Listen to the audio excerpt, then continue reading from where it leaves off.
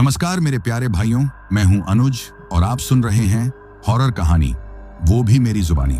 दोस्तों, आज का हॉरर पॉडकास्ट एक शख्स की है जिनका नाम रघु है। तो चलिए अब यह कहानी रघु जी के नजरिए से सुनते हैं।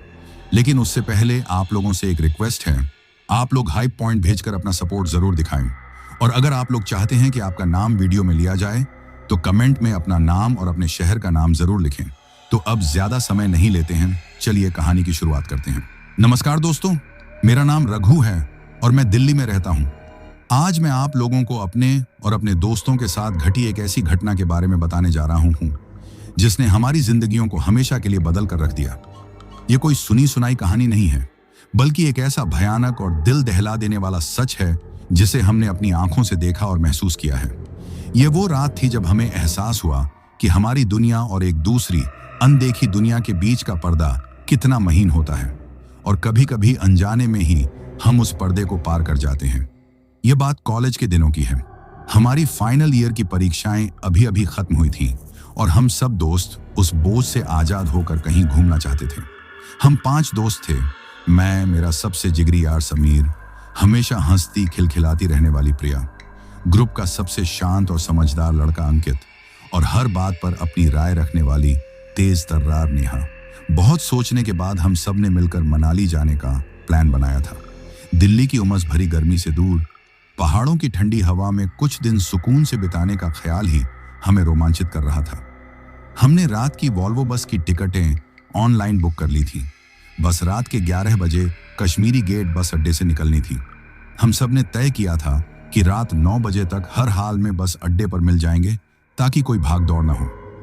मैं अपने घर से करीब 8:30 बजे निकला और मेट्रो लेकर कश्मीरी गेट पहुंच गया। उस वक्त रात के 9:15 बजे होंगे। बस अड्डे का माहौल हमेशा की तरह ही था। लोगों की भीड़, कुलियों का शोर, अलग अलग शहरों के नाम पुकारते कंडक्टर और बसों के हॉर्न की आवाजें। हवा में एक अजीब सी बेचैनी और उत्साह का मिला जुला एहसास था। हर कोई अपनी मंजिल तक पहुंचने की जल्दी में था। मैं प्लेटफॉर्म नंबर 12 के पास पहुंचकर अपने दोस्तों का इंतजार करने लगा, जहां से हमारी मनाली वाली बस लगनी थी। कुछ ही देर में समीर और अंकित भी आ गए। हम तीनों अपनी अपनी पीठ पर लदे भारी बैग्स को नीचे रखकर एक बेंच पर बैठ गए और बातों में लग गए। करीब 20 मिनट बाद प्रिया और नेहा भी हंसती खिलखिलाती हुई वहां आ पहुंची। अब हमारा पूरा ग्रुप एक साथ था। बस के आने में अभी भी लगभग 2 घंटे बाकी थे। हमने सोचा कि इतना लंबा वक्त यहाँ बैठकर गुजारने से अच्छा है कि कहीं बाहर चलकर कुछ खा पी लिया जाए। यार, बहुत भूख लगी है, नेहा ने अपना पेट पकड़ते हुए कहा। चलो कुछ खाते हैं। हाँ, सही कह रही है, प्रिया ने उसकी हाँ में हाँ मिलाई। यहाँ अंदर कुछ भी अच्छा नहीं मिलता। बाहर हाईवे की तरफ चलते हैं, वहां जरूर कुछ अच्छा खाने को मिल जाएगा। हम सब इस बात पर राजी हो गए। अपने भारी बैग्स को हमने वहीं प्लेटफॉर्म पर एक दूसरे से सटा कर रख दिया और उनकी रखवाली के लिए एक कुल्ली को 100 रुपये देकर हम 5 बस अड्डे के मुख्य द्वार से बाहर निकल आए। बाहर का नजारा अंदर से बिल्कुल अलग था। हाईवे पर गाड़ियों की तेज रफ्तार, उनकी हेडलाइट्स की चकाचौंध और धूल का गुबार। सड़क के किनारे खाने पीने के कई छोटे छोटे ठेले और ढाबे लगे हुए थे, जहां लोग खड़े होकर या प्लास्टिक की कुर्सियों पर बैठकर खा पी रहे थे। हम भी सड़क के किनारे पैदल चलते हुए किसी अच्छी सी जगह की तलाश करने लगे। तभी हमारी नजर सड़क के उस पार एक ठेले पर पड़ी। उस पर बड़े बड़े अक्षरों में लिखा था, बीकानेरी फालूदा। रात की रोशनी में वो ठेला जगमगा रहा था। अरे वाह, फालूदा खाते हैं, समीर ने बच्चों की तरह उत्साहित होकर कहा। इस गर्मी में ठंडा ठंडा फालूदा खाने का मजा ही कुछ और होगा। हम सबको उसका आइडिया पसंद आया। हम सावधानी से हाईवे पार करके उस ठेले की तरफ बढ़ने लगे। ठेले के पास पहुंचकर हमने देखा कि एक करीब 50-55 साल का आदमी बड़ी मेहनत से लोगों के लिए फालूदा बना रहा था। उसके चेहरे पर थकान और मेहनत की लकीरें साफ दिख रही थीं, लेकिन उसकी आंखों में एक अजीब सी चमक थी, शायद अपने काम के प्रति ईमानदारी की चमक। हमने 5 चॉकलेट फालूदा का ऑर्डर दिया। वो आदमी मुस्कुराते हुए अपने काम में लग गया। हम सब दोस्त वहीं ठेले के पास खड़े होकर अपनी मनाली ट्रिप के बारे में बातें करने लगे कि हम वहां क्या क्या करेंगे, कहां कहां घूमेंगे। हम अपने ही ख्यालों और आने वाली छुट्टियों के उत्साह में इतने डूबे हुए थे कि हमें अपने आसपास की दुनिया का कोई होश ही नहीं था। हमें क्या पता था कि कुछ ही पलों में हमारी ये सारी खुशियां एक गहरे अनजाने डर में बदलने वाली थी। ठेले वाला हमारे लिए फालूदा तैयार कर ही रहा था कि तभी एक धीमी और कांपती हुई आवाज हमारे कानों में पड़ी, बाबूजी। हम सब ने पलटकर देखा। हमारे पीछे एक औरत खड़ी थी। उसकी उम्र 30-35 साल के करीब रही होगी। फटे पुराने मैले कपड़े पहने हुए, बिखरे हुए बाल और चेहरे पर गरीबी और लाचारी का हर निशान मौजूद था। उसकी आंखों में एक अजीब सी गहराई थी, एक ऐसी उदासी जिसे देखकर किसी का भी दिल पसीज जाए। उसके साथ 3 छोटे छोटे बच्चे भी थे जो उसके पल्लू को कसकर पकड़े हुए थे। तीनों की उम्र 5 से 8 साल के बीच रही होगी। उनके चेहरों पर भी वही मासूमियत और भुखमरी का दर्द साफ झलक रहा था। वो तीनों बड़ी हसरत भरी नजरों से उस फालूदे के ठेले को देख रहे थे, जैसे वो दुनिया की सबसे कीमती चीज हो। उस औरत ने हाथ जोड़कर मेरी तरफ देखा और फिर से बोली, बाबूजी, मेरे बच्चे सुबह से भूखे हैं। अगर एक एक चॉकलेट फालूदा इन्हें भी खिला देते तो आपकी बड़ी मेहरबानी होती। उसकी आवाज में इतनी बेबसी थी कि एक पल के लिए हम सब चुप हो गए। हम एक दूसरे का मुंह देखने लगे। समझ नहीं आ रहा था कि क्या जवाब दें। हमें क्या पता था कि हमारा एक छोटा सा फैसला हमारी जिंदगी का सबसे यादगार और सबसे खौफनाक किस्सा बनने वाला था। वो औरत और उसके वो 3 मासूम बच्चे जो उस रात हमसे सिर्फ एक फालूदा मांग रहे थे, असल में हमसे कुछ और ही मांगने आए थे, कुछ ऐसा जिसकी कीमत हम कभी नहीं चुका सकते थे। उस रात की भयावहता की वो सिर्फ एक शुरुआत थी। उस औरत की दर्द भरी गुहार सुनकर हम पांचों के बीच एक अजीब सी खामोशी छा गई। हम शहर में पले बढ़े लड़के लड़कियां थे जिन्होंने गरीबी को अक्सर ट्रैफिक सिग्नलों पर भीख मांगते बच्चों या अखबारों की खबरों में ही देखा था, लेकिन इस तरह आमने सामने एक माँ की अपनी आंखों में अपने बच्चों के लिए भूख की लाचारी देखना एक बिल्कुल अलग और झकझोर देने वाला अनुभव था। नेहा ने सबसे पहले अपनी नाक सिकोड़ी। रघु, छोड़ो भी यार, वह थोड़ा धीरे से बोली ताकि वह औरत सुन न ले। इन लोगों का तो रोज का यही काम होता है। आज तुम खिलाओगे, कल ये फिर किसी और के सामने हाथ फैला देंगे। अंकित भी नेहा की बात से सहमत लग रहा था। उसने कहा, नेहा ठीक कह रही है, हमें इन सब चक्करों में नहीं पड़ना चाहिए। चलो अपना फालूदा लेते हैं और वापस चलते हैं। मुझे उन दोनों की बातें सुनकर बहुत बुरा लगा। मैंने उन बच्चों की तरफ देखा। उनकी आंखें ठेले पर रखे रंग बिरंगे शरबत की बोतलों और रबड़ी के बर्तन पर टिकी हुई थी। उनकी नजरों में एक ऐसी मासूमियत और हसरत थी जिसे नजरअंदाज करना मेरे लिए नामुमकिन हो रहा था। सबसे छोटा वाला बच्चा तो अपने मुंह में उंगली डाले बस एक तक फालूदा बनाने वाले के हाथों को देख रहा था। शायद वो अपनी कल्पना में ही उस मीठे ठंडे स्वाद को महसूस करने की कोशिश कर रहा था। यार, ऐसा मत कहो, मैंने नेहा और अंकित से कहा। देखो तो उनकी हालत, बच्चे हैं और सच में भूखे लग रहे हैं। अगर हम उन्हें एक एक फालूदा खिला देंगे तो हमारा क्या बिगड़ जाएगा? हमारी जेब से 100-150 रुपये ही तो जाएंगे, लेकिन उन बच्चों के चेहरे पर जो खुशी आएगी वो अनमोल होगी। प्रिया, जो अब तक चुपचाप सब कुछ देख रही थी, मेरे समर्थन में आगे आई। हाँ, रघु सही कह रहा है, हम मनाली में जाकर हजारों रुपए खर्च कर देंगे। अगर यहाँ कुछ जरूरतमंदों की मदद कर दी तो इसमें कोई बुराई नहीं है। मुझे तो इन बच्चों को देखकर बहुत दया आ रही है। समीर, मेरा सबसे अच्छा दोस्त, हमेशा की तरह मेरे साथ था। उसने मेरे कंधे पर हाथ रखकर कहा, भाई तू सही कह रहा है, खिला देते हैं, पुण्य ही मिलेगा। अब ग्रुप में 3 लोग एक तरफ थे और 2 एक तरफ। नेहा और अंकित अभी भी थोड़े हिचकिचा रहे थे, लेकिन हम तीनों के जोर देने पर वे मान गए। मैंने उस औरत की तरफ मुड़कर मुस्कुराते हुए कहा, हाँ हाँ, क्यों नहीं, आप चिंता मत कीजिए, हम जरूर खिलाएंगे बच्चों को। यह सुनते ही उस औरत के चेहरे पर एक अविश्वसनीय सी राहत और खुशी की लहर दौड़ गई। उसने अपने हाथ जोड़ लिए और उसकी आंखों में आंसू आ गए।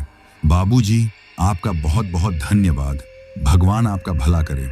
मैंने फालूदा वाले से कहा, चाचा, इन बच्चों के लिए भी 3 चॉकलेट फालूदा बना दीजिए और एक इनकी माँ के लिए भी। नहीं बाबूजी, मैं नहीं खाऊंगी, वो औरत झट से बोली।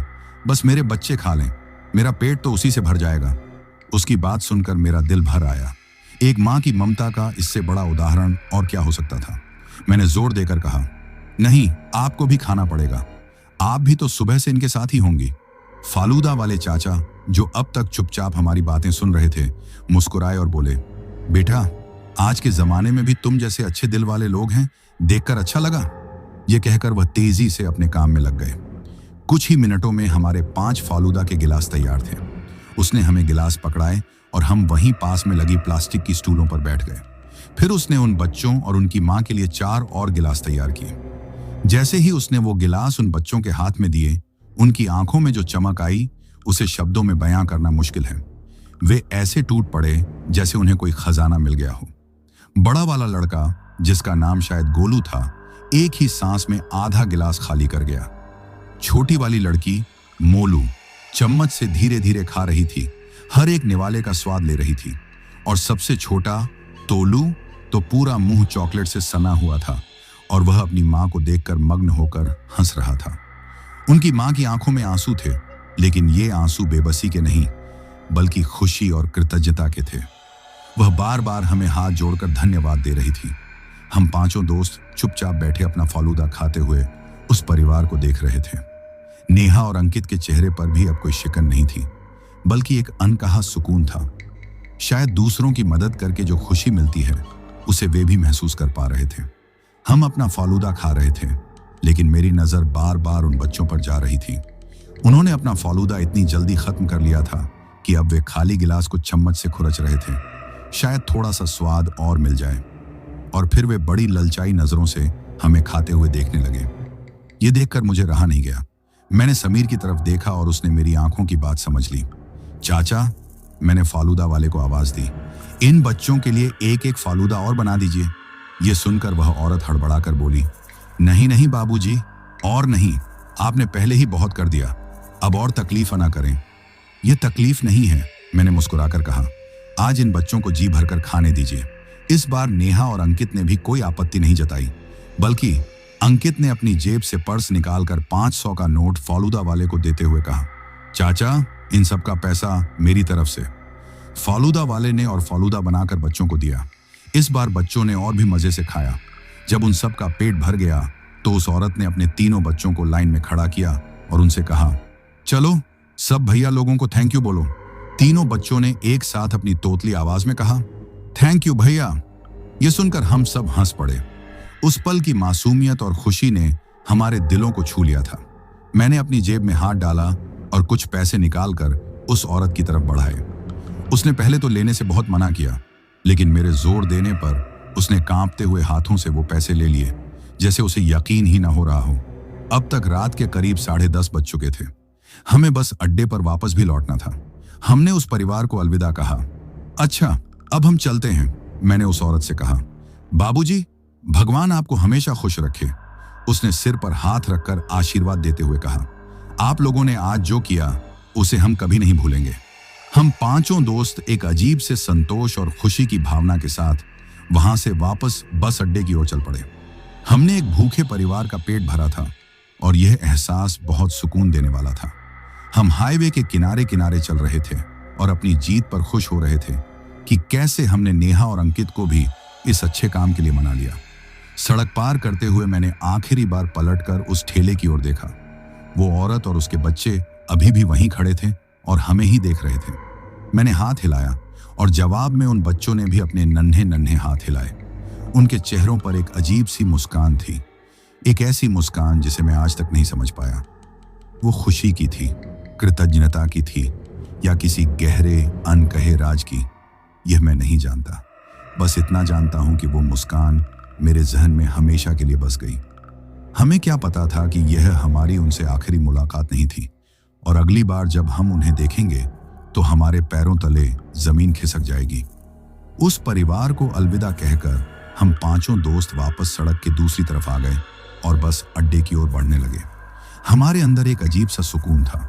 मनाली की ट्रिप का उत्साह तो था ही, पर अब उसके साथ साथ कुछ अच्छा करने की संतुष्टि भी जुड़ गई थी।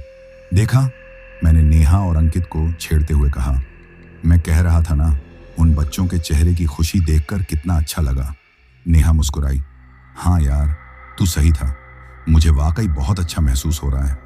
अंकित ने भी हामी भरी। सच में कभी कभी ऐसे छोटे छोटे काम करके जो खुशी मिलती है वो बड़ी बड़ी पार्टियों में भी नहीं मिलती। हम इसी तरह हंसी मजाक करते हुए आगे बढ़ रहे थे। बस अड्डा अब यहाँ से बस 2-3 मिनट की दूरी पर था। हाईवे पर ट्रैफिक थोड़ा कम हो गया था, लेकिन फिर भी इक्का दुक्का ट्रक और गाड़ियां तेज रफ्तार से गुजर रही थी।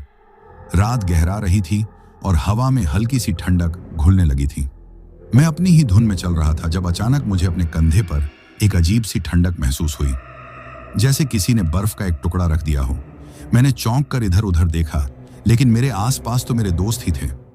मैंने इसे अपना वहम समझकर नजरअंदाज कर दिया, लेकिन फिर कुछ ही सेकंड बाद मेरे कानों में एक बहुत ही धीमी सरसराने वाली आवाज आई, जैसे कोई फुसफुसा कर कह रहा हो, शुक्रिया। आवाज इतनी हल्की और दूर से आती हुई लगी कि मुझे लगा शायद हवा की आवाज होगी। मैंने अपने दोस्तों से पूछा, तुम लोगों ने कुछ सुना क्या? नहीं तो, समीर ने कहा। क्या सुना तूने?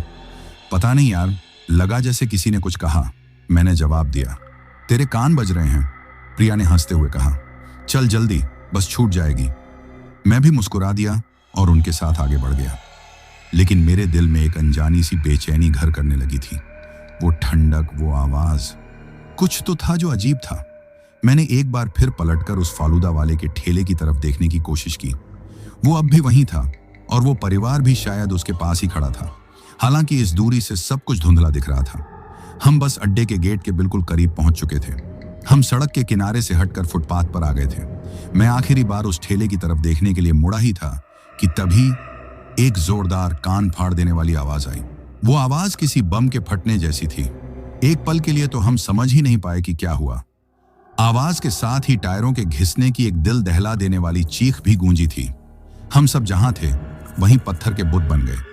हमारे कदम जमीन में गड़ गए थे। मेरा दिल बुरी तरह से धड़कने लगा था। वो आवाज उसी दिशा से आई थी जहां वो फालूदे का ठेला था। एक भयानक अनिष्ट की आशंका ने मेरे पूरे शरीर में सिहरन दौड़ा दी। ये क्या था? नेहा ने कांपती हुई आवाज में पूछा। किसी ने कोई जवाब नहीं दिया। हम सब ने एक साथ पलटकर हाईवे की उस तरफ देखा और जो मंजर हमारी आंखों के सामने था उसे देखकर हमारी रूह कांप गई। जिस जगह पर कुछ मिनट पहले वो बीकानेरी फालूदा का जगमगाता हुआ ठेला खड़ा था, वहां अब तबाही का मंजर था। एक बड़ा सा ट्रक जिसकी हेडलाइट्स अभी भी जल रही थीं, फुटपाथ पर चढ़ा हुआ था। ठेला चकनाचूर हो चुका था। उसके रंग बिरंगे शरबत की बोतलें, कांच के गिलास, रबड़ी और फालूदा, सब कुछ सड़क पर बिखरा पड़ा था। कांच के टुकड़े ट्रक की रोशनी में चमक रहे थे और उस मलबे के बीच, उस बिखरे हुए फालूदे और खून के बीच 4-5 शरीर बेतरतीब ढंग से पड़े हुए थे। उनके क्षत विक्षत अंग, फटे हुए कपड़े। वो दृश्य इतना भयानक था कि उसे देख पाना भी मुश्किल था। वो फालूदा वाला चाचा, वो लाचार औरत और वो 3 मासूम बच्चे, गोलू, मोलू, तोलू। नहीं, ये नहीं हो सकता। मेरी आंखों के सामने अंधेरा छा गया। मेरे कानों में एक तेज सीटी बजने लगी। मेरे दोस्तों की चीखें मुझे सुनाई दे रही थी, लेकिन वो बहुत दूर से आती हुई लग रही थी। मैं सुन्न हो गया था। मेरा दिमाग ये मानने को तैयार नहीं था कि जिन लोगों से हम कुछ मिनट पहले हंस बोल रहे थे, जिनके साथ हमने खुशियां बांटी थीं, वो अब इस भयानक हालत में सड़क पर पड़े हैं। वो नशे में धुत ट्रक ड्राइवर, जिसने शायद गाड़ी पर से अपना नियंत्रण खो दिया था, कुछ पल रुका, फिर उसने ट्रक को तेजी से रिवर्स किया और उसे वापस हाईवे पर लाकर अंधेरे में गायब हो गया। किसी ने उसका नंबर नोट करने की कोशिश भी नहीं की, क्योंकि हर कोई उस खौफनाक मंजर को देखकर सन्न था। कुछ ही पलों में वहां लोगों की भीड़ जमा होने लगी। कोई एम्बुलेंस को फोन कर रहा था, कोई पुलिस को, लेकिन हम पांचों अपनी जगह से हिल भी नहीं पा रहे थे। हमारी आंखें उस भयानक दृश्य पर जमी हुई थीं। प्रिया और नेहा तो फूट फूट कर रोने लगी थी। अंकित ने अपनी आंखों पर हाथ रख लिया था। शायद वो उस भयावहता को और नहीं देखना चाहता था। समीर का चेहरा सफेद पड़ चुका था और वो बस एकटक उस टूटे हुए ठेले को देख रहा था। और मैं बस उन नन्हे शरीरों को देख रहा था। वो छोटा सा तोलू जो कुछ देर पहले चॉकलेट से सने मुंह से हंस रहा था, वो मोलू जो बड़े सलीके से फालूदा खा रही थी, और वो गोलू जो एक ही सांस में पूरा गिलास पी गया था। सब खत्म हो गया था। उनकी माँ जो अपने बच्चों को खाता देख खुशी के आंसू बहा रही थी, अब खून से लथपथ पड़ी थी। मुझे ऐसा लगा जैसे किसी ने मेरे सीने में एक भारी पत्थर रख दिया हो। सांस लेना मुश्किल हो रहा था। मेरे दिमाग में बस एक ही ख्याल घूम रहा था, अगर हमने उन्हें वहां न रोका होता, अगर हमने उन्हें फालूदा न खिलाया होता, तो शायद वो आज जिंदा होते। क्या हम उनकी मौत के जिम्मेदार थे? यह ख्याल किसी जहर की तरह मेरे पूरे वजूद में फैल रहा था। हमने मौत देखी थी अपनी आंखों के बिल्कुल सामने, इतनी बेरहम, इतनी अचानक और इतनी भयानक मौत। उस रात मनाली जाने का हमारा सारा उत्साह, सारी खुशियां उसी हाईवे पर उस बिखरे हुए फालूदे और खून के साथ दफन हो गई थीं। हमें नहीं पता था कि यह खौफनाक मंजर तो सिर्फ शुरुआत है। असली दहशत तो अभी हमारा इंतजार कर रही थी, एक ऐसी सच्चाई जो हमारे होश उड़ाने वाली थी और हमें यह सोचने पर मजबूर करने वाली थी कि जो हमने देखा क्या वो वाकई सच था। चारों तरफ हाहाकार मचा हुआ था। लोगों की चीख पुकार, गाड़ियों के हॉर्न और एम्बुलेंस के सायरन की दूर से आती हुई आवाज ने उस जगह को एक मातम के दृश्य में बदल दिया था। हम पांचों अभी भी उसी फुटपाथ पर जड़वत खड़े थे। हमारे सामने हमारी जिंदगी का सबसे भयानक सच बिखरा पड़ा था। वो टूटा हुआ ठेला, सड़क पर बहता हुआ दूध और शरबत, जो अब खून के साथ मिलकर एक अजीब सा लाल रंग बना रहा था, और वो बेजान शरीर, ये सब एक बुरे सपने जैसा लग रहा था। एक ऐसा सपना जिससे हम जागना चाहते थे लेकिन जाग नहीं पा रहे थे। प्रिया और नेहा एक दूसरे से लिपट कर सिसक रही थीं। अंकित एक बेंच पर बैठ गया था और उसने अपना सिर अपने घुटनों में छिपा लिया था। समीर बस शून्य में घूर रहा था। उसकी आंखों में ना आंसू थे, न कोई भाव, बस एक गहरा सदमा था। और मेरा दिमाग हजारों सवालों से भरा हुआ था। वो औरत, उसके बच्चे, उनकी हसरत भरी आंखें, उनकी मासूम हंसी, और फिर यह भयानक अंत। सब कुछ मेरी आंखों के सामने एक फिल्म की तरह घूम रहा था। वो अपराध बोध कि शायद हम उनकी मौत की वजह हैं, मुझे अंदर ही अंदर खाए जा रहा था।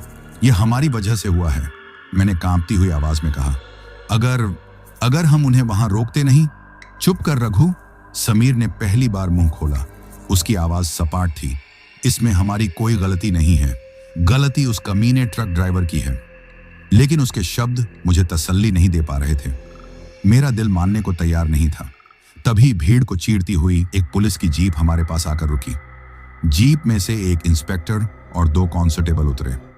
इंस्पेक्टर की उम्र करीब 40 के आसपास होगी। चेहरे पर सख्ती और आंखों में अनुभव की झलक थी। उसने आते ही वहां मौजूद लोगों पर चिल्लाना शुरू कर दिया। चलो हटो सब यहां से, क्या तमाशा लगा रखा है, हटो, पीछे हटो। कांस्टेबलों ने भीड़ को पीछे धकेलना शुरू कर दिया। इंस्पेक्टर ने अपनी अनुभवी नजरों से एक बार पूरे घटनास्थल का जायजा लिया। उसकी नजर टूटे हुए ठेले, बिखरे हुए सामान और फिर उन लाशों पर गई। एक पल के लिए उसके चेहरे पर भी दुख का भाव आया, लेकिन फिर उसने खुद को संभाल लिया। उसकी नजर हम पांचों पर पड़ी। शायद हमारे सहमे हुए चेहरे, हमारे ब्रांडेड कपड़े और हमारे पीठ पर लदे बैग्स ने उसे यह बता दिया था कि हम यहाँ के आम तमाशबीनों में से नहीं हैं। वह हमारी तरफ बढ़ा। तुम लोग कौन हो? उसने अपनी भारी आवाज में पूछा। यहां क्या कर रहे हो? हम में से किसी की भी कुछ बोलने की हिम्मत नहीं हुई। हमारा गला पूरी तरह से सूख चुका था। मैंने कुछ पूछा तुम लोगों से? इंस्पेक्टर ने इस बार थोड़ा जोर से कहा। अंकित, जो हम सब में सबसे ज्यादा समझदार था, हिम्मत करके खड़ा हुआ। सर, हम लोग यहां से मनाली जाने के लिए बस पकड़ने आए थे। तो फिर यहां क्या कर रहे हो? क्या तुम लोगों ने कुछ देखा? इंस्पेक्टर ने सीधा सवाल किया। जी सर, मैंने आगे बढ़कर कहा। हमने सब कुछ देखा। हम यहीं थे जब यह सब हुआ। इंस्पेक्टर की आंखों में उत्सुकता जागी। उसने हमें करीब आने का इशारा किया। क्या देखा? शुरू से बताओ सब कुछ। अब हम पांचों बारी बारी से उसे पूरी कहानी बताने लगे। कैसे हम बस का इंतजार कर रहे थे, कैसे हम फालूदा खाने के लिए यहां आए, कैसे हमारी मुलाकात उस गरीब औरत और उसके 3 बच्चों से हुई। हमने बताया कि कैसे हमने उन सबको फालूदा खिलाया, उनसे बातें की। हमारी आवाज भर रही थी, आंखों से आंसू बह रहे थे, लेकिन हम उसे सब कुछ बता देना चाहते थे। हम उस ट्रक ड्राइवर के बारे में, उसकी रफ्तार के बारे में, हर छोटी से छोटी बात उसे बता रहे थे। हम बस यहां से निकले ही थे सर, मैंने अपनी बात खत्म करते हुए कहा। बस 5 मिनट, सिर्फ 5 मिनट हुए होंगे और उस ट्रक ने। मेरी आवाज रुक गई। इंस्पेक्टर हमारी पूरी बात बड़े ध्यान से सुन रहा था। उसके चेहरे पर कोई हैरानी या सदमे का भाव नहीं था, बल्कि एक अजीब सी गंभीरता और खामोशी थी। जब हमने अपनी बात पूरी कर ली तो वह कुछ देर चुप रहा, बस हमें घूरता रहा। उसकी चुप्पी हमें और भी ज्यादा डरा रही थी। तुम लोग पक्का यकीन से कह सकते हो कि तुम लोगों ने उस औरत और उसके बच्चों से बात की, उन्हें फालूदा खिलाया? उसने एक अजीब से लहजे में पूछा। हाँ सर, बिल्कुल, प्रिया ने रोते हुए कहा। वो बच्चे, वो बहुत प्यारे थे। हमने उन्हें 2-2 बार फालूदा खिलाया था। इंस्पेक्टर ने एक गहरी सांस ली और अपनी टोपी उतारकर सिर खुजलाया। फिर उसने जो कहा, उसने हमारे पैरों के नीचे से जमीन खिसका दी। देखो बच्चों, उसने बहुत धीमी और गंभीर आवाज में कहा, मैं तुम्हारी हालत समझ सकता हूं। तुमने एक बहुत भयानक हादसा देखा है और तुम लोग सदमे में हो। कभी कभी सदमे में इंसान ऐसी चीजें देख लेता है या कल्पना कर लेता है जो असल में होती नहीं है। कल्पना? समीर गुस्से में बोला, यह कल्पना कैसे हो सकती है? हम पांचों ने उन्हें देखा, उनसे बात की। वो कोई कल्पना नहीं थे, वो जीते जागते इंसान थे। इंस्पेक्टर ने समीर के गुस्से को नजरअंदाज कर दिया। उसने एक कांस्टेबल को आवाज दी, रामफल जरा इधर आना। कांस्टेबल भागकर आया। जी साहब, इन बच्चों को जरा वो कहानी सुनाना, इंस्पेक्टर ने कहा, फालूदा वाले की। कांस्टेबल ने हम पांचों की तरफ एक अजीब सी दया भरी नजरों से देखा। उसकी आंखों में ऐसी सहानुभूति थी जैसे वो पागलों को देख रहा हो। साहब, क्या सच में? कांस्टेबल ने हिचकिचाते हुए पूछा। हाँ, सुनाओ इन्हें, इंस्पेक्टर ने आदेश दिया। शायद इनकी दिमागी हालत ठीक हो जाए। कांस्टेबल ने अपना गला साफ किया और एक ठंडी सांस भरकर बोलना शुरू किया।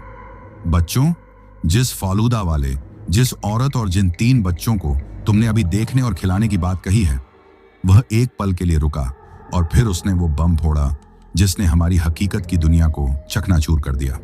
उनकी मौत तो आज से ठीक 1.5 साल पहले इसी जगह पर, इसी तारीख को बिल्कुल ऐसे ही एक ट्रक के नीचे कुचलकर हो गई थी। कांस्टेबल के मुंह से निकले शब्द किसी भारी ठंडे हथौड़े की तरह हमारे सिर पर लगे। एक पल के लिए, सिर्फ एक पल के लिए मुझे लगा जैसे समय जम गया है।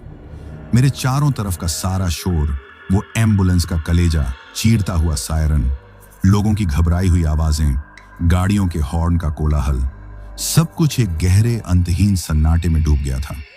मेरे कानों में कुछ भी सुनाई नहीं दे रहा था, सिवाय उस एक वाक्य के जो मेरे दिमाग के हर कोने में किसी कर्कश प्रतिध्वनि की तरह गूंज रहा था। उनकी मौत तो आज से ठीक 1.5 साल पहले हो गई थी। वाक्य छोटा था, पर उसका वजन इतना ज्यादा था कि मेरे घुटने लगभग जवाब दे चुके थे। मैं वहीं सड़क पर ढह जाना चाहता था। क्या बकवास कर रहे हो तुम? नेहा सबसे पहले चिल्लाई। उसकी आवाज में गुस्सा और अविश्वास का एक अजीब मिश्रण था जो किसी भी पल हिस्टीरिया में बदल सकता था। उसका गोरा चेहरा गुस्से और खौफ से तमतमाकर लाल हो गया था। आप लोग पागल हो गए हो क्या?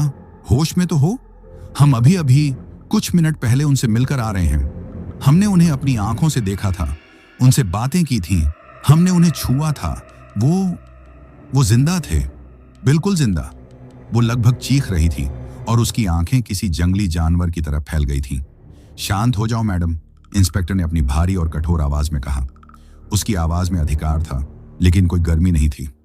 अपनी आवाज नीचे रखो, ये कोई ड्रामा नहीं चल रहा, एक क्राइम सीन है।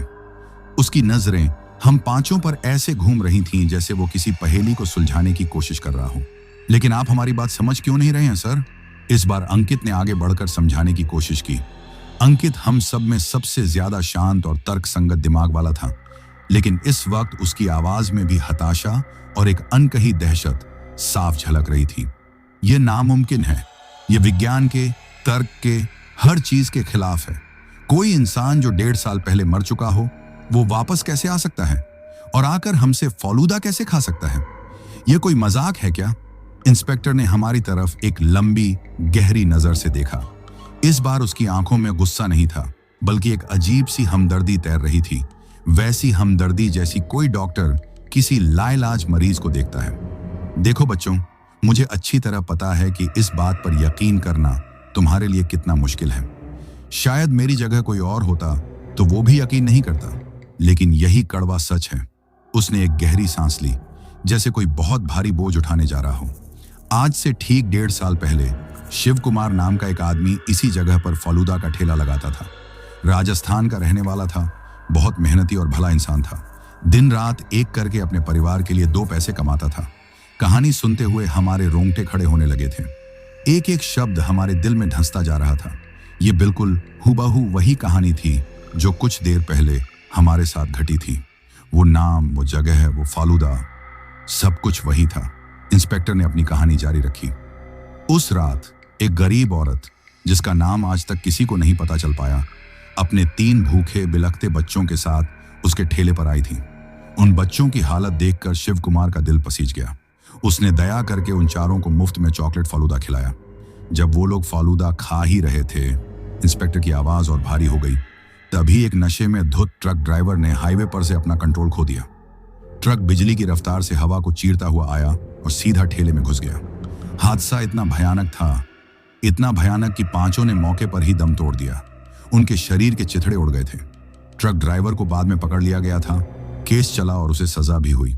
यह केस फाइल बंद हुए आज 1 साल से ज्यादा हो गया है। नहीं, यह झूठ है, प्रिया अब सिसकते हुए बोली।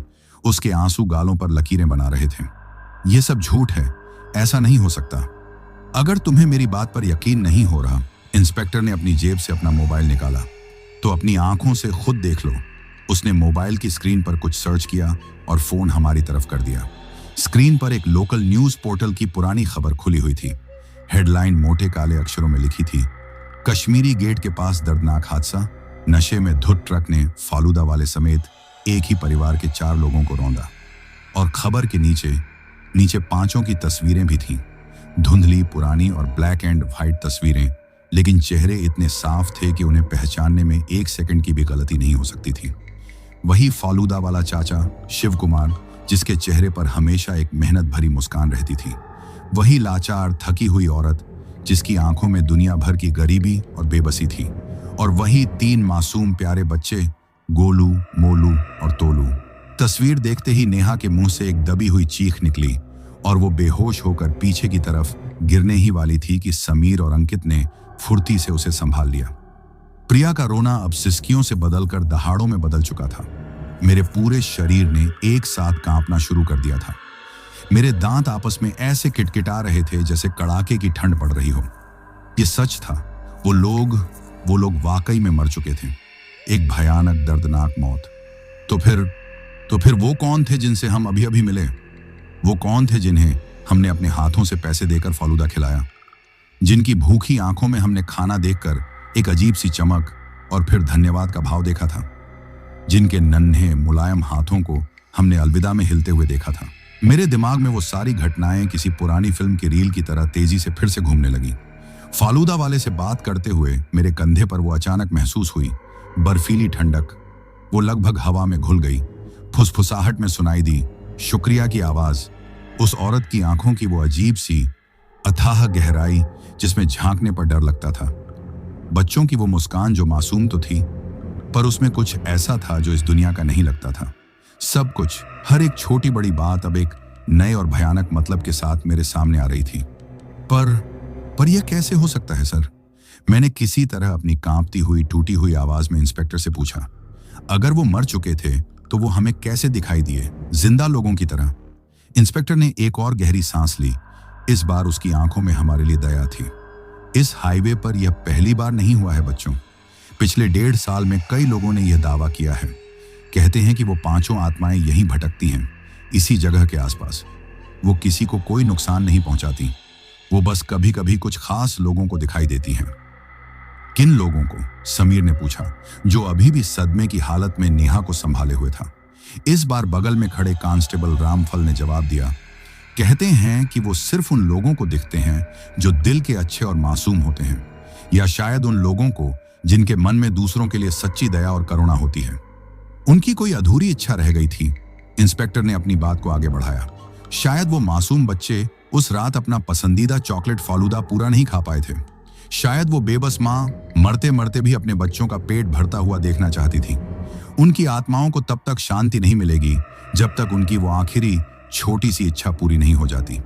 हमारी तो जैसे सोचने समझने की शक्ति ही खत्म हो गई थी। दिमाग पूरी तरह सुन्न पड़ चुका था। हम भूतों से मिले थे। हमने भूतों के साथ बैठकर फालूदा खाया था और बातें की थी।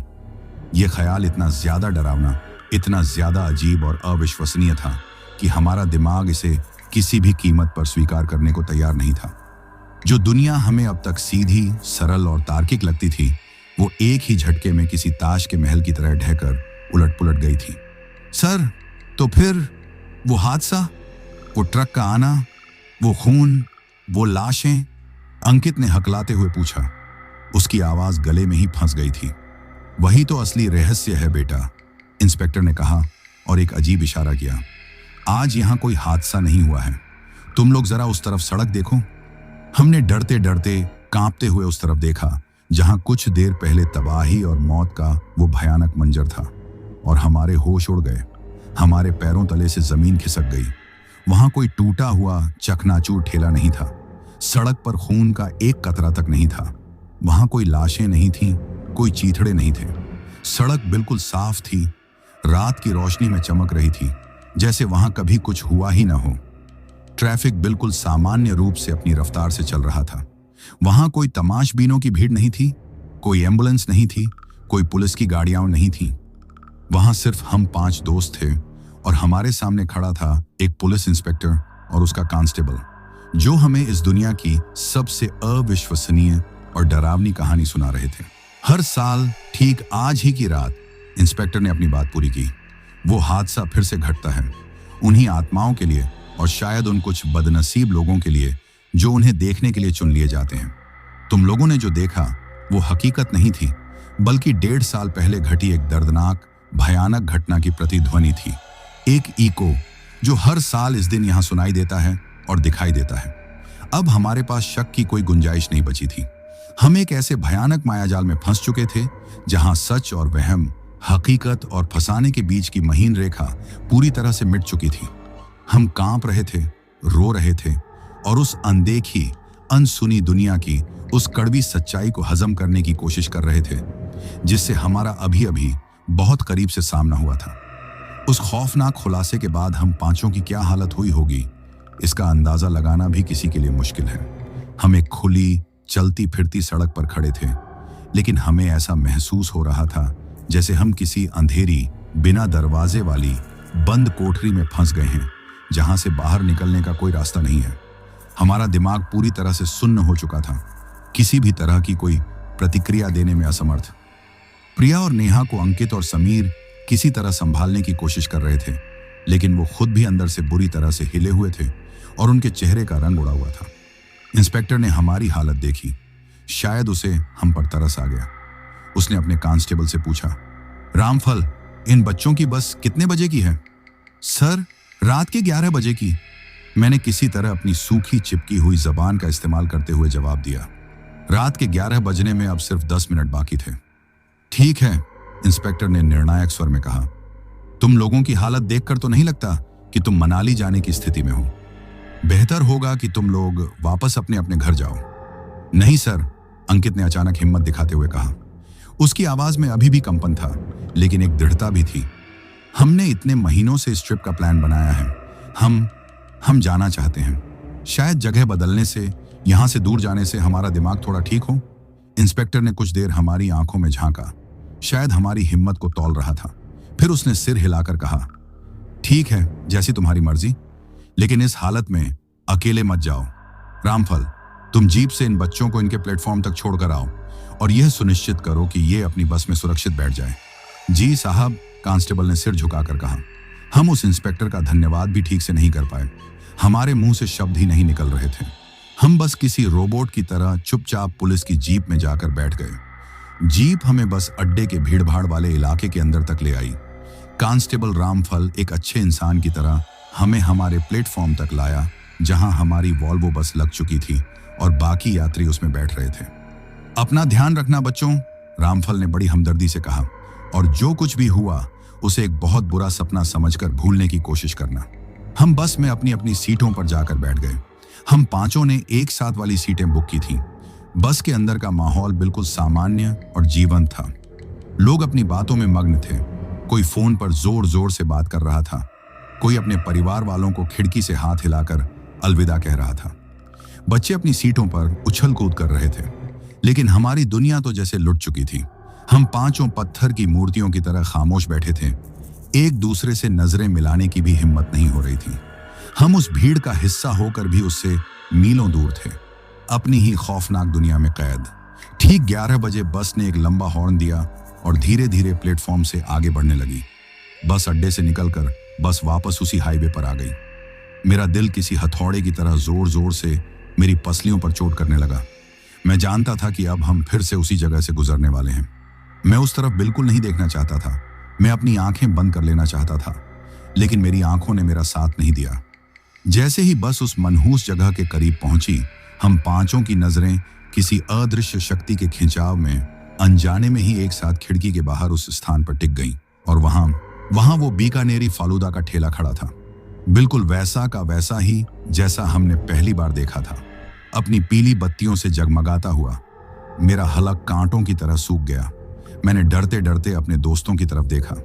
वे भी उसी अविश्वसनीय दृश्य को अपनी फटी हुई बेजान आंखों से देख रहे थे। ठेले के पास वो पांचों खड़े थे, फालूदा वाला शिव कुमार, वो औरत और उसके 3 बच्चे, गोलू, मोलू और तोलू। वो घायल नहीं थे, उनके कपड़ों पर खून का एक भी निशान नहीं था। वो बिल्कुल वैसे ही दिख रहे थे जैसे हम उनसे पहली बार मिले थे, स्वस्थ और शांत। वे सब हमारी ही तरफ देख रहे थे, जैसे वो जानते थे कि हमारी बस इसी वक्त यहां से गुजरेगी। ये देखकर हमारा डर और भी ज्यादा बढ़ गया। लेकिन अगले ही पल कुछ ऐसा हुआ जिसने हमारे उस गहरे डर को एक अजीब से दर्द भरे मीठे एहसास में बदल दिया। जैसे ही हमारी बस उनके ठीक सामने से गुजरी, उन पांचों के चेहरों पर एक शांत, सौम्य और पवित्र मुस्कान आ गई। उन्होंने धीरे धीरे अपने हाथ उठाए और हमें हिलाकर अलविदा कहने लगे। खासकर वो तीनों बच्चे, वो अपने नन्हे नन्हे हाथों से हमें ऐसे बाएं बाएं कर रहे थे जैसे हम उनके कोई बहुत पुराने और प्यारे दोस्त हों जो अब उनसे विदा ले रहे हैं। उनकी आंखों में कोई शिकायत नहीं थी, कोई गुस्सा नहीं था, कोई डरावनापन नहीं था। उनकी आंखों में सिर्फ और सिर्फ एक चीज थी, शांति, एक गहरी परम शांति। जैसे आज उन्हें वो मिल गया था जिसकी उन्हें बरसों से या शायद 1.5 साल से तलाश थी। जैसे उनकी वो छोटी सी अधूरी इच्छा आज हमारे हाथों पूरी हो गई थी और अब उन्हें इस दुनिया के बंधनों से मुक्ति मिल गई थी। हम बस उन्हें देखते रह गए, हमारी पलकें भी नहीं झपकी। हमारी बस तेजी से आगे निकल गई और वो दृश्य धीरे धीरे हमारी आंखों से ओझल हो गया, रात के अंधेरे में विलीन हो गया। लेकिन वो अलविदा कहते हुए मुस्कुराते चेहरे हमारी आंखों में, हमारे जहन में हमेशा हमेशा के लिए कैद हो गए। हमारी आंखों में आंसू थे, लेकिन इस बार ये आंसू डर के नहीं थे। ये उन अनजानी दिवंगत आत्माओं के प्रति सहानुभूति और एक अजीब से अनकहे जुड़ाव के आंसू थे। हमें उस पल यह एहसास हो गया था कि वो हमें डराना नहीं चाहते थे। वो तो बस अपनी अधूरी कहानी बताने आए थे, अपनी एक मासूम सी अधूरी ख्वाहिश पूरी करवाने आए थे। उन्होंने हमें इसलिए चुना था क्योंकि जैसा कि उस कांस्टेबल ने कहा था, शायद हमारे दिलों में अभी भी थोड़ी सी दया और इंसानियत बाकी थी। उस रात के बाद हम पांचों दोस्तों की जिंदगी कभी भी पहले जैसी नहीं रही। मनाली का वो पूरा ट्रिप हम एक अजीब सी खामोशी और बोझ में ही गुजारते रहे। वो खूबसूरत पहाड़, वो हरी भरी वादियां, वो ठंडी हवा की खूबसूरती, कुछ भी हमारे मन को शांत नहीं कर पा रहा था। हमारी हंसी, हमारा उत्साह कहीं बहुत पीछे दिल्ली के उस हाईवे पर ही छूट गया था। हम पांचों यह समझ गए थे कि इस दुनिया में बहुत कुछ ऐसा है जो हमारी समझ और विज्ञान से परे है। कुछ कहानियां हमेशा के लिए अधूरी रह जाती हैं, कुछ इच्छाएं मरने के बाद भी जिंदा रहती हैं, और कभी कभी अनजाने में ही सही, हम जैसे आम लोग उन अधूरी कहानियों का हिस्सा बन जाते हैं। मनाली से लौटने के बाद भी वो रात किसी साए की तरह हमारा पीछा करती रही। कई हफ्तों तक हम पांचों में से कोई भी ठीक से एक रात भी सो नहीं पाया। जब भी आंखें बंद करते, वही खौफनाक मंजर, वही खून से लथपथ लाशें और फिर वही मुस्कुराकर अलविदा कहते हुए शांत चेहरे किसी चलचित्र की तरह आंखों के सामने आ जाते। हमने इस बारे में कभी किसी से अपने घर में भी बात करने की कोशिश नहीं की, क्योंकि हम जानते थे कि कोई हमारी बात पर यकीन नहीं करेगा। लोग हमें पागल समझते या सोचते कि हमने कोई नशा कर लिया था। यह एक ऐसा गहरा राज था जो हम पांचों के बीच ही हमेशा के लिए दफन रहने वाला था। धीरे धीरे वक्त का मरहम घावों पर लगता गया। कॉलेज खत्म हुआ, हम सब अपनी अपनी नौकरियों में लग गए और जिंदगी की रोजमर्रा की भाग दौड़ में व्यस्त हो गए। लेकिन उस घटना का जख्म हमारे दिलों में हमेशा ताजा रहा, एक ऐसा निशान जिसे मिटाया नहीं जा सकता था। हम पांचों दोस्त आज भी जब कभी मिलते हैं तो बाकी सारी बातों के बाद कभी कभार उस रात को याद जरूर करते हैं। हमारी आंखों में वही पुराना डर और एक अनकही समझदारी की परत चढ़ जाती है जो सिर्फ हम पांचों ही समझ सकते हैं। उस एक रात की घटना ने मुझे व्यक्तिगत रूप से बहुत कुछ सिखाया। उसने मुझे सिखाया कि जिंदगी कितनी अप्रत्याशित और नाजुक है। एक पल में हंसते खेलते सपने देखते इंसान अगले ही पल मौत के अंधेरे मुंह में समा सकते हैं। इसने मुझे यह भी सिखाया कि हमें कभी भी किसी जरूरतमंद, किसी गरीब को देखकर अपना मुंह नहीं फेरना चाहिए। क्या पता हमारी एक छोटी सी मामूली सी मदद किसी की कितनी बड़ी अधूरी इच्छा पूरी कर दे, चाहे वो इंसान जिंदा हो या न हो।